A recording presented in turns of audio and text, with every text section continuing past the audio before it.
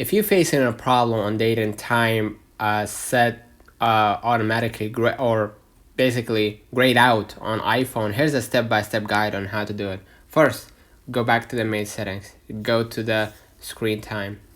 All right. In the screen time, make sure that you actually turn on the app and website activity if you haven't already. All right. And that should fix your problem. If the problem persists, what you're gonna do, you're gonna just go out to the privacy and security. All right. And then go ahead and click location services and make sure that right here, if you scroll a little bit down to the system services, make sure that you turn on basically the setting my time zone, right, or setting the time zone, and that should fix your problem. And if the problem still persists, what you're gonna do, just go back, right, go back to the main settings, and then go to the general,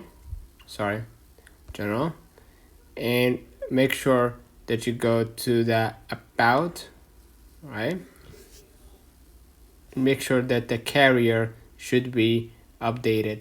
All right, and that should fix your problem. If it didn't, what you're gonna do, you gotta force restart. All right, the way to do that, just go right to the general, scroll a little bit down, transfer or reset iPhone, and you're gonna click reset, and you're gonna reset all settings, and that should fix your problem. Or with the new features now, you can just swipe down to your control center and you're gonna see the shutdown button at the top right. Just go ahead and click on it, and that should fix it. You're gonna be able to turn it on again.